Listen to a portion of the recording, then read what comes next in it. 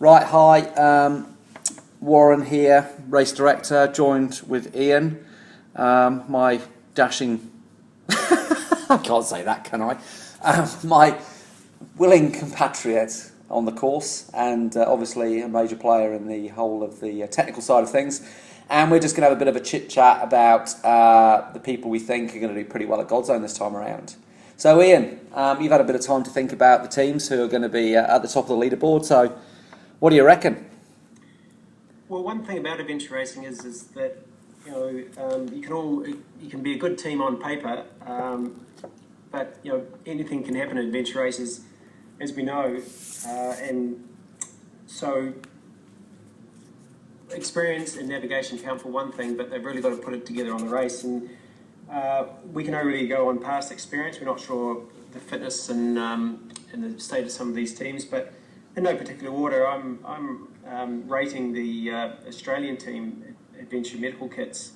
They've got some great experience in there in both adventure races and multi-sport, and also got some very good navigators in that team.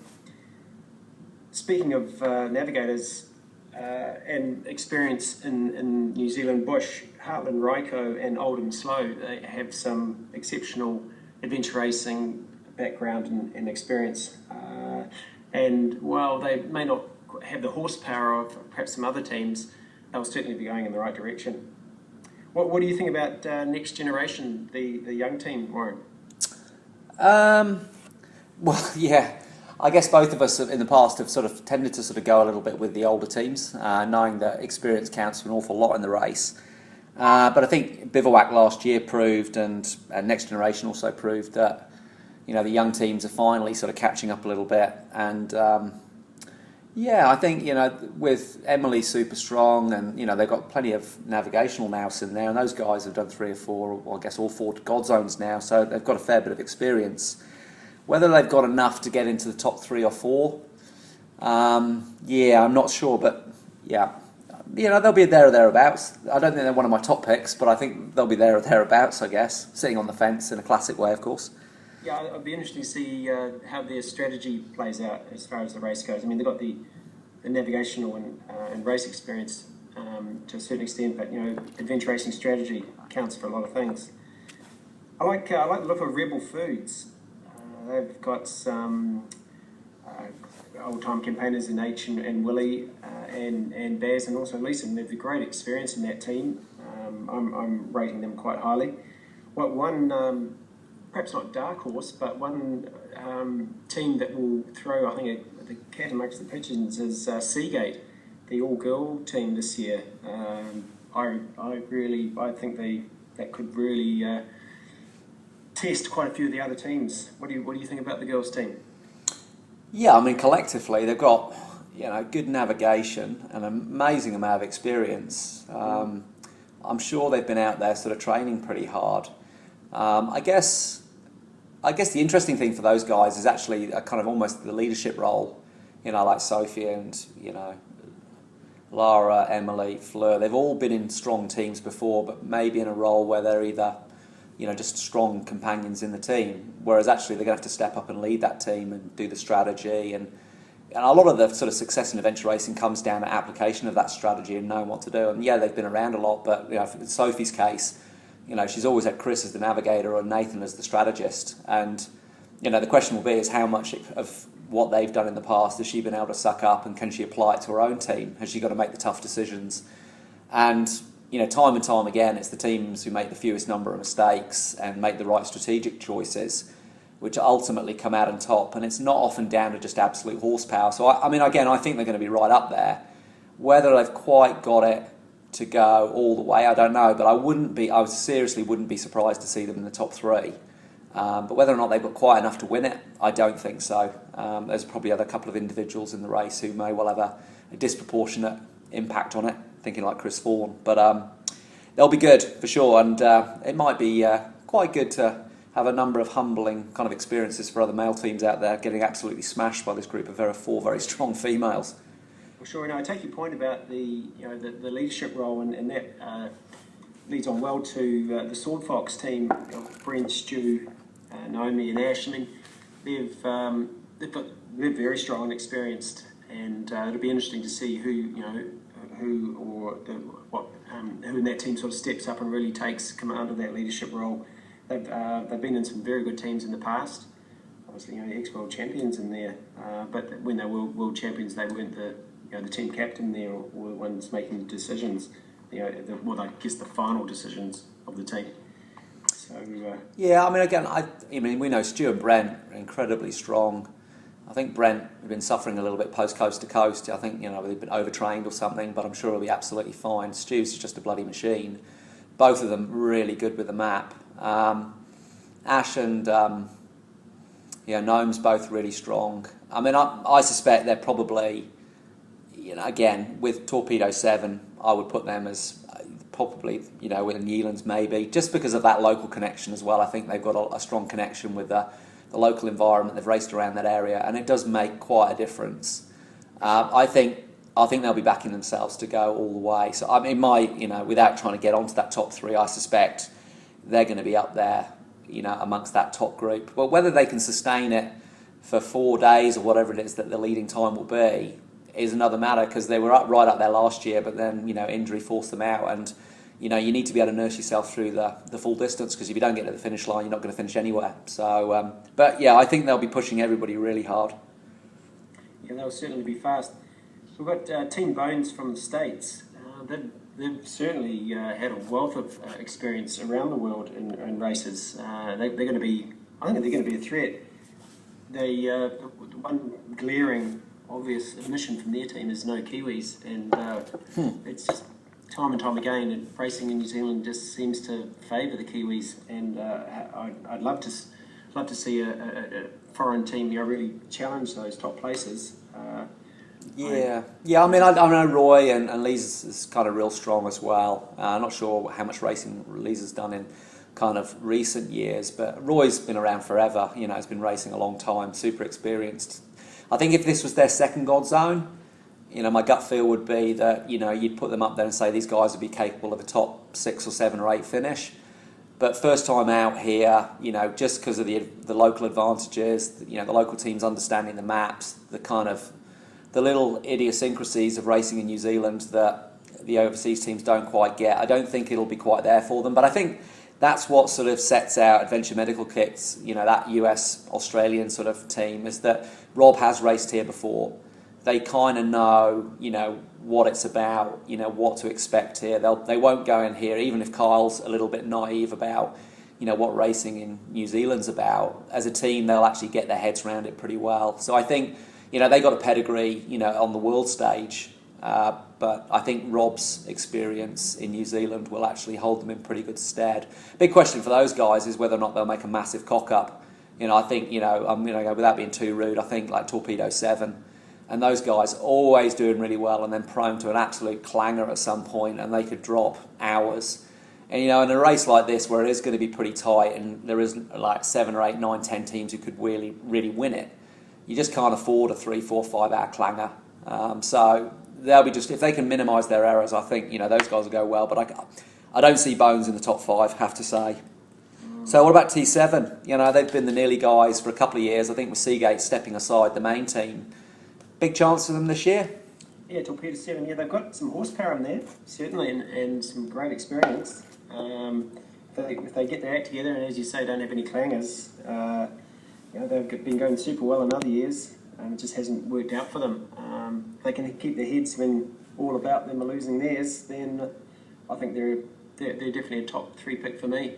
Yeah, I mean, again, you don't know the ins and outs of workings of the team and stuff.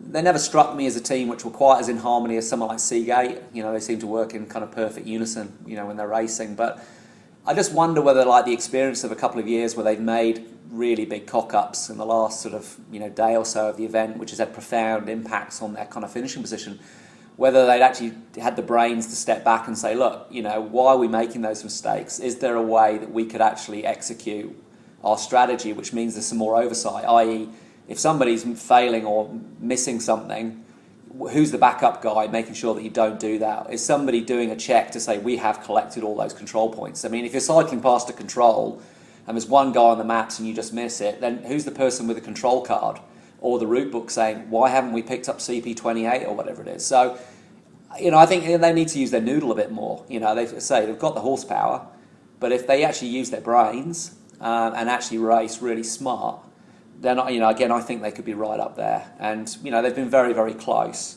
They could do it. So another local team, I think you'd sort of talked to me about before, Yealands. Sort of first time really as a unit at GODZone, but bit of local knowledge there. Well, yeah, local knowledge is going to count certainly for a wee bit. Although with a navigator like Chris Vaughan on the team, it may not count for a lot. I mean, that he certainly holds the aces as far as navigation goes. The local knowledge will be important as far as sort of what bush types are like. How does how do animals move in the area? So where the track's going to be and all that sort of stuff. But when you're going in the right direction and you've got some good leg power and arm power like the team Yealands have, then they're going to be very hard to beat. Yeah. How about Sia? I'm not sure she was originally in that team, but she's in there now. I don't know. How do you think Sia's going to cope? I mean, Chris is a bloody machine, and then Dan are super strong, particularly in a boat. Dan Bush, I think he's a monster. But how do you think Sia's going to cope with it all? Well, she's got some great experience. She's had some good races and some testing times, and I think she's really excited about racing in this team. They're definitely my top pick. Right. Okay. Yeah. Okay. So some of the other, I think you'd mentioned Motueka Mayhem, a local team. Well, we'll talk about local knowledge and how the maps goes. I mean, Mark Raywood, he's been hanging out with Nathan for many years, and while Nathan isn't racing, which would clearly give him sort of a huge advantage from the local knowledge he has, Mark is going to have just as much as Nathan would. Who knows? I mean, they could. Hard to know what the rest of the teams like as far as the training is going and performers, but as far as what happens locally, then Mark Raywood, I'd say he would have the best knowledge of anyone in the race. Yeah, I'd go with that. I think Mark's generally got his feet on the ground, and I think he'll be encouraging those guys not to overestimate their the likely outcome and to stay focused on actually just completing the job. They may well have some ideas that they could actually win it, and history just shows me, in GODZone and certainly in other races, that it's very rare for a team to turn up in something as competitive as this and pull it off from nowhere. There's just too many of the teams in this race with long race experience now, but I think my gut feel is they'll go out with a bang, and we often see that in teams who feel that they're really competitive and they go very hard for the first day and a half, and then the cold reality of a 4 or 5 day race sort of sets in, and then they suddenly find themselves actually pretty whacked, because it's bloody hard to keep that kind of intensity going. And if Mark can kind of calm them down a little bit, then maybe they won't do that. But I've got a sneaky suspicion that they just won't be able to hold the pace for the duration. But I'd see them definitely as top 10 team. But yeah. How do you think this year, when you say teams going up too quick, being in the Nelson area, hasn't got the quite the altitude gains that perhaps something down the Southern Alps might have. So is that going to lend to the faster teams, and are they going to not be so whacked from the huge up and downs that they might have in the Southern Alps? Yeah, I think so. I mean, I wouldn't be surprised to see it pretty full on. I mean, there's a lot of teams in this race, 70, 71 teams or whatever it is, so everyone's going to be absolutely pumped. It's quite a big media presence, and everyone's going to get overexcited, and most people are going to be cursing, how fast it all is for the first day. But gradually it'll start to settle down, and I suspect by the end of the sort of, the middle of the end of the second day, the race will finally start to settle down into sort of a more kind of a regular format. But I think most people will be all guns blazing. I guess the key thing is how people strategise around that dark zone that's in the middle of the race, and it won't be until you really get into that first kind of second day, and so you start to realise what the reality, what the impact of that dark zone will be. And if teams feel they can get through it, then they might be absolutely whacking it, trying to make sure that if they can get through, then that means they'll immediately gap everybody else. But obviously, if you push full tilt for that and you don't quite make it, then you might blow a foo-foo and end up with no advantage and just end up like beating yourself up pretty hard. So it's a major piece of strategy in the race, and the smart guys will get it right. But any race which is going to be, even for the leaders, 4 days, it's so much can go right and go wrong. And I say generally you tend to just keep coming back to the usual suspects. I mean, no surprises. You look at the leaderboard over the last 4 GODZones, and the same kind of names keep reappearing, and that's not kind of by default. It's not an accident. It's because they generally know how to perform over that sort of duration. And then when you come to like teams like Motueka Mayhem and Bones and some of these guys, you go, you know what, you've kind of not been able to do it before, not convinced you're going to be able to do it again, but we always get proved wrong. So I guess a couple of names that I kind of seen that you hadn't put on your list, which sort of raised interest. Tiki Tor, I think, who are now actually called Neurophysics, with Sonia and the guys, local guys from down here. They actually came in 3rd last year.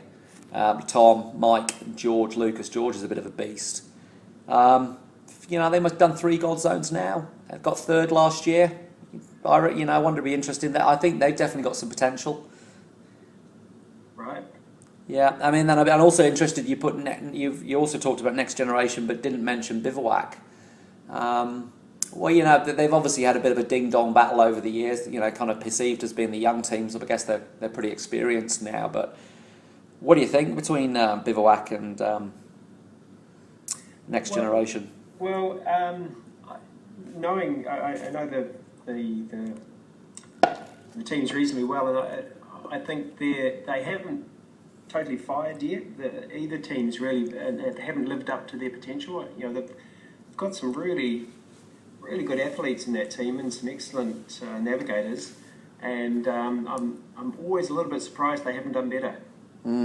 So I'm hoping that changes this year and we can see them further up the ladder a bit. But, yeah, I mean, I kind of, I'm the same as you. I kind of think these guys really need to sort of step up a little bit. I mean, I've been too critical, but at some point somebody's got to, Seagate have stepped away now, but you expect in most sports for somebody to come along and sort of grab the mantle and say, no, we're not going to do the sport like that anymore. We're going to do it like this, and we're going to revolutionise it, and we're going to go much faster than anybody's ever done. And that comes along and everyone goes, holy hell, that's just changed and ramped everything up. But, Seagate have almost come in, set the bar so high, and everybody else is bloody miles away. And, you're really looking at these young teams to come in and go, right, this is what we're going to do. And I'm with you. I'm just wondering, who it is. Do those guys even have the potential to go at that level? And I just wonder whether they're losing their focus, whether a team like Cloud-Based 9 with, Merjam, Tom, Ed and Matt Jeans, who are younger and less experienced but maybe hungrier, may well actually come in and give those guys a bit of a surprise, because they're very capable and they're out there doing it. And, to actually be the top team, it does take a lot of effort. Yeah. So I guess another team that, the Mountain Designs, the sort of top Australian team, all Australians, those guys came over for Chapter 1 and, had a pretty tough time with it, I think. I think that they might go okay. Again, it's pretty tough for overseas teams to come over into New Zealand and do it, but pretty good team. So I'll be interested to see how they go. I think they could potentially get in the top 10, but the top 10 looks so competitive. It's very competitive this year. Without we've mentioned that Yearlands might be the favourite, but they're not. They're not miles out like Seagate used to be, and definitely. Very, very close in for the top 10, and I wouldn't be surprised if a blanket covers quite a few of these teams at the end. Yeah, no, I agree. So I guess, I guess before we move on to where we think the top 5 might be, and we can both make a bit of a stab at that and embarrass ourselves, but how do you think Richie's team's going to go with Sarah, Ben, and Rob? Where do you think their realistic finishing position is? And why do you think, why do you think it'll be that position? Gosh, that's a tough question. Yeah, go on, do it. Well, you've talked just before about having previous GODZone experience, and that team has Richie. So that's going to count a lot. I know, I've heard that they're preparing quite well. I haven't heard of any injuries, so hopefully they'll be at the start line fully fit and ready to go. They've got they know the game. People at least embraced GODZone before know the game and understand about the pacing and the strategy and the sleep and when twos and when not twos. So I'm out of 70 odd teams. Well,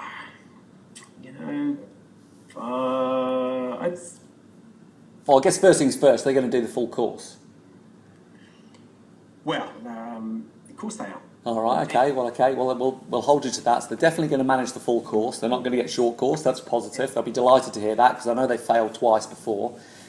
Yeah, I'm backing all teams to do the full course. Oh, Jesus. Well done. I'm not.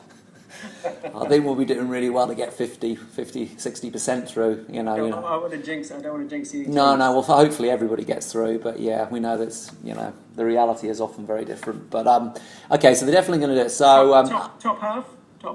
All right, okay. I think they've got the potential to go into the top 20. I think I think they're going to race pretty smart. Richie's surprisingly strong. I say surprisingly strong. He's a bloody rugby player. He's obviously the top of his game, but there's a big difference between that and multi-sport and going for 5-6 days. But I think he's proved himself. The guys are saying that he's super strong. I just think they might be lacking in navigation and strategy. And when it comes down to it, those big route choices often make the difference. But I don't know. I mean, thinking about the course this year, I don't know whether there's maybe any of those areas where people really might come foul of those sorts of things. But anything can happen in the dark. Well, no, exactly. And then, we know a couple of those areas, if the cloud is down, then it would make life incredibly difficult. But yeah, I think if they can just about execute their strategy in terms of navigating and not going too far wrong, I think on the bits where you can actually make good time up, I think they'll be absolutely fine, and they'll definitely be determined, and they won't muck around too much. Sarah will definitely make sure that they're not snoozing and faffing around in transition. They'll be pretty sharp. So I actually think they could. I wouldn't even be amazed if they got in the top 15, but I just don't know whether they've quite got the navigational, strategic kind of nous to do that. But yeah, possibly.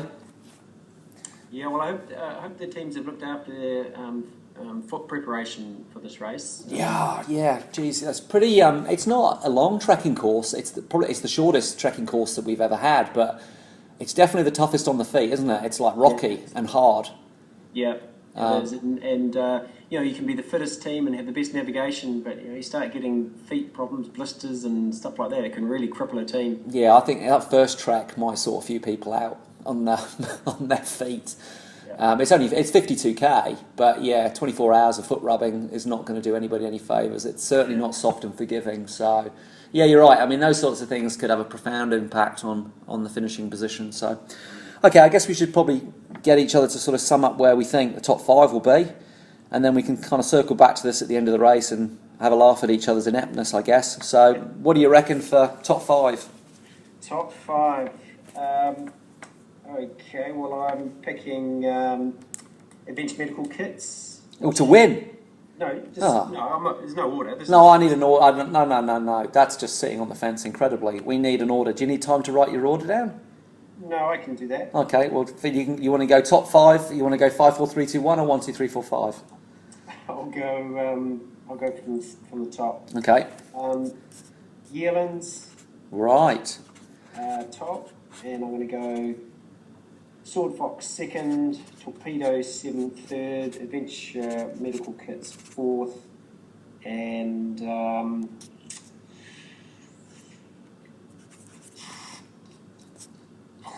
Rebel Foods 5th. Right. Yeah. Wow. Okay, that's interesting. Yeah, well, actually not a million miles away from what I'd scribbled down. So I actually had Sword Foxes first, Okay. and then I had Torpedo 7 second, the nearly men again. I've got Adventure Medical Kits in third. I think they've got a great navigation with Rob, but I actually think Sword Fox and T7 are faster people than they are, and they'll have just as good a navigation. There's a lot of horsepower in those first two teams. And then I've got Rebel Food in fourth. I just think that, I obviously know the team fairly well, but there's a huge amount of experience in there, and they'll be pretty focused, I think. And actually, even though they're actually going out to have a good time, I think they'll be surprisingly good. And then I've got Yealands down in fifth. I just think my gut feel on that is Yealands is that, I just don't know if Sia is right up there in that top three group. I know she's a very capable athlete, and they've got the Chris factor. I'm just not sure Sia can do it, Great athlete, but just not sure top three. But, Well, it's very similar. They're all the same suspects. Yeah, we'll probably be completely wrong. Well, I hope we are. Yeah, well, that'll make it more interesting, won't it? Exciting race, won't it? Yeah. Okay, well, cool. All right, well, we better go and do some work now. Well, if you've made it to the end of this podcast, then well done. Exactly. Yeah, we're very interesting individuals. Yeah, you've got endurance and you've got staying power. So maybe GODZone's the right race for you. Yeah, exactly. And if our kind of predictions are completely offbeat, well, we don't care. We're just making an opinion. Enjoy the rest of the race. Thanks, mate. Cheers.